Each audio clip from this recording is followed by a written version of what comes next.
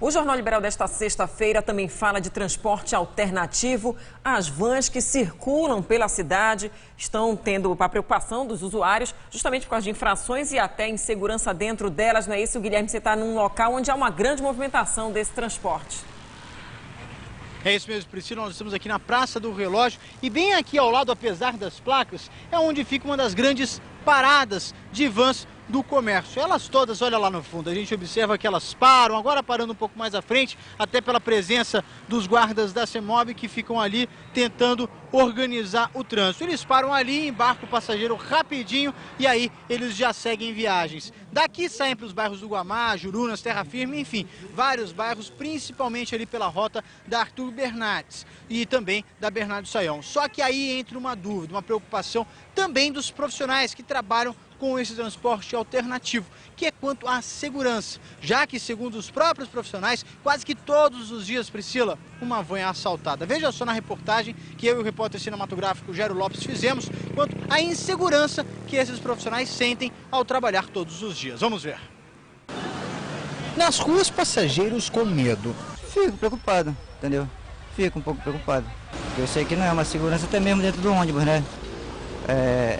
A gente não se sente seguro. Os motoristas também trabalham preocupados. Está muito perigoso, quase todos os dias, direto. Eu já fui assaltado quantas vezes? Uma vez já. Eu já fui assaltado já 3 vezes. A última foi quando? Não, acho que tem uns 2 meses atrás, 2, 3 meses. Levaram tudo? Tudo. Quem fica com o dinheiro teme ainda mais. Trabalho com medo, os caras não dão nenhuma segurança pra gente.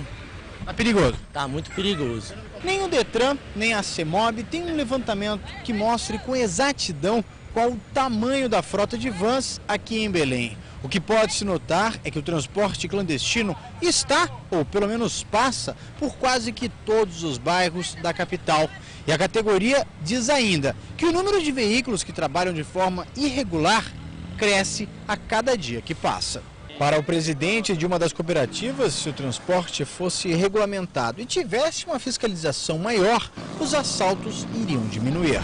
A própria regulamentação ela vai acabar um pouco com isso, entendeu? Quando tiver, por exemplo, a bilhetagem eletrônica dentro dos carros, quando tirar o dinheiro que circula dentro das vans, quando a pessoa que vem para assaltar um carro ele souber que não tem dinheiro circulando ali, aí eu acho que isso já vai facilitar também para que não haja tanta violência dentro dos carros como está acontecendo hoje. Priscila, a gente sabe que retirando o dinheiro, sem dúvida alguma, tira também um pouco do atrativo para o assaltante em roubar esses veículos. Agora, para implantar a bilhetagem eletrônica, o bilhete eletrônico, é preciso regulamentar, porque, por enquanto, o serviço continua sendo clandestino. Sobre isso eu converso aqui com o Valdir Segundo, que é presidente da Confederação dos Transportes, das Cooperativas de Transporte Alternativo aqui do estado do Pará. Valdir, a gente observa que tem muitos carros que, infelizmente, continuam trabalhando na clandestinidade. Esse não é o objetivo até da federação para mudar essa realidade, né? Com certeza. Boa tarde a todos e boa tarde aos nossos patrões, que são vocês, usuários do transporte complementar ou alternativo, complementar ou opcional. A federação vem trabalhando muito forte, repudia os atos de vandalismo, pede o apoio e até que a fiscalização ajude a diminuir o acesso a esses veículos que estão concedendo a insegurança, e a gente está adesivando todos os veículos de cooperativas de transporte filiadas à FETransporte, que é a federação que a gente está aqui representando, para estimar e organizar. Essas cooperativas, elas participam e têm a revisão preventiva. Não só a revisão no momento que quebra o veículo, mas também a revisão preventiva. Valdir, a Priscila tem uma pergunta, Priscila? Guilherme, na verdade é uma pontuação mesmo, porque as vans, a gente sabe que muita gente precisa desse transporte que chega onde os ônibus não costumam chegar e há muita gente precisando do transporte público na cidade, região metropolitana. Mas o meu questionamento é assim, além da insegurança, que é a questão do assalto, tem essa questão também de seguir o que diz a lei de trânsito. A gente flagra muitas vezes esses condutores fazendo verdadeiros absurdos no trânsito de Belém, ou seja, essa regulamentação também tem que vir para profissionalizar esse serviço e garantir a segurança de quem usa e precisa do serviço. Inclusive, uma das grandes reclamações que a gente até pode ver aqui, Jairo Lopes, mostra aqui atrás, por favor, é justamente os carros que passam de porta aberta, esses motoristas que vão trafegando com as portas abertas. Valdir, isso aí é um péssimo, estou até parando agora, onde a placa diz claramente que não pode nem parar, muito menos estacionar. Tem que ter o respeito às leis de trânsito por todos, né? Com certeza. Regulamentar é organizar. Esse serviço é serviço da CEMOB, serviço do policiamento e hoje estão fazendo. A federação fez a reunião com o prefeito, já com a doutora Maísa Tobias e já passaram as diretrizes desse processo de regulamentação. E nós estamos buscando isso para que isso acabe e que a CEMOB realmente fiscalize e intensifique as operações. Tá certo, Valdir, e assim também diminuindo a insegurança e até mantendo o respeito às leis de trânsito, né, Priscila? Guilherme, vale lembrar que também convidamos algum representante da CEMOB justamente para participar dessa conversa, esclarecer sobre esse transporte que ainda não foi regulamentado, mas que está livremente circulando nas ruas de Belém. O Jornal Liberal está de volta falando hoje sobre transporte alternativo. Recebemos um e-mail do Carlos Fego, nosso telespectador, ele é gerente de obras, e ele denunciou uma situação de motoristas de vans que fazem a rota principalmente Jurunas a São Brás. Ele diz que eles passam por cima da calçada, ultrapassam perigosamente, furam sinal vermelho. O Guilherme Mendes está ao vivo justamente para voltar a conversar com a gente sobre essa situação. Guilherme, a gente gostaria até de saber aí do representante das cooperativas de que maneira é dada orientação ou é feita uma fiscalização por eles mesmos desses motoristas, da maneira como eles estão dirigindo. Até porque esses flagrantes, né, Priscila, a gente já mostrou em várias reportagens. Valdir, segundo, vimos aí a reclamação de um telespectador e a gente quer saber o que a cooperativa, no caso, depois de regulamentado, vai mudar de fato na vida desses profissionais. Hoje já trabalhamos e temos um diretor de saúde e segurança do trabalho. Todas essas medidas estão sendo tomadas providência em diálogo diário de segurança diariamente com os associados em todas as cooperativas filiadas a essa federação. Agora, tem outras que não são cooperativas, são pessoas que estão querendo o ônus, mas não estão querendo o bônus e não estão querendo o ônus.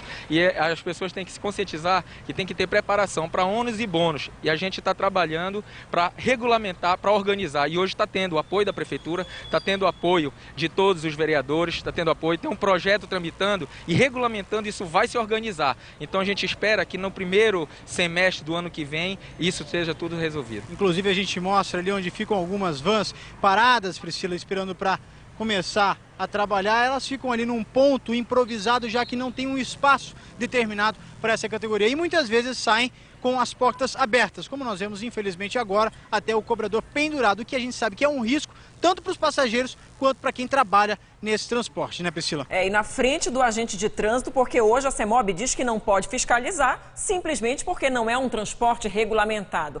Há um questionamento em relação a isso, porque o que circula no trânsito tem que ser fiscalizado, sim, Guilherme, porque está levando muita gente, está colocando as pessoas em risco. Inclusive, Guilherme, no nosso arquivo, nós temos casos de acidentes graves envolvendo as vans que já aconteceram aqui em Belém. Vamos relembrar. Em março deste ano, uma van capotou na Avenida Augusto Montenegro e deixou 8 pessoas feridas. O veículo foi atingido por um ônibus e se chocou no canteiro de obras do BRT. Depois voltou para a pista e foi arrastado por alguns metros. No mês passado, na estrada de Outeiro, outro grave acidente com van terminou em tragédia com a morte de 3 pessoas, entre elas uma grávida. 18 passageiros ficaram feridos. O motorista contou à polícia que perdeu o controle durante uma tentativa de assalto. Guilherme, a gente compreende também a importância desse transporte. Muita gente, por exemplo, a Murti lá de Taiteu, Outeiro, diz que tem 5 micro-ônibus para o transporte, que não é suficiente para a população. Ela diz que eles precisam das vans, mas o serviço, como não é legalizado, precisa justamente dessa regularização para dar garantias para esses usuários. Nós entramos em contato com a CEMOB, que nos enviou uma nota oficial dizendo que já está em estudo a regulamentação desse serviço do transporte de passageiros por van, que em breve ele deve passar por um processo muito semelhante com o que está havendo com os mototaxistas, ou seja, de uma regulamentação. Isso vai justamente determinar os parâmetros de fiscalização do serviço. Atualmente, as vans só podem ser fiscalizadas do ponto de vista de condições de trafegabilidade do veículo. Vans flagradas com veículos não licenciados, motoristas não habilitados, sem equipamentos de segurança, portas e janelas danificadas, entre outros itens, podem ser recolhidos ao pátio da CEMOB por um agente de trânsito municipal. Mas a forma como é feita essa condução de passageiros, Guilherme, ainda não pode ter essa fiscalização, inclusive pelo controle do número de passageiros, que é muito importante. Agora é importante também a participação do passageiro em fiscalizar e se recusar a entrar, já que, Valdir, o passageiro se recusando já é automaticamente um prejuízo para o dono da van e também fortalece o transporte, no caso do coletivo, junto com as cooperativas, né? Certo. Eu digo assim, para denunciar, os nossos patrões são usuários do transporte, eles enviem e-mail para executivofetransporte@gmail.com e ligue para 8216-8182, que a gente trabalha com isso. Inclusive, como falou dessa loja, o pessoal passa na calçada, ligar para esse número, entrar em contato que a gente faz e eu faço questão de ir lá pessoalmente e verificar. E da forma que seja, a gente fazer a parceria mesmo com o CEMOB e denunciar esses atos que também são repudiados por nós. Tá certo, Valdir, segundo o presidente da Federação de Vans e Transportes Alternativos do Estado do Pará. Agora é importante também, Priscila, denunciar até para a própria Polícia Militar, já que se alguma van estiver desrespeitando o trânsito, colocando vidas em risco, também pode ser um crime que deve ser denunciado. Lembrando que o telefone para fazer essa denúncia é 190 da Polícia Militar ou 181, quando a pessoa não precisa nem sequer se identificar. Viu, Priscila? Guilherme, a gente espera realmente que isso seja resolvido da melhor forma possível, porque a população não pode mais pagar o pato, seja sem transporte, com transporte, mas tem que ter segurança. Obrigada, Guilherme.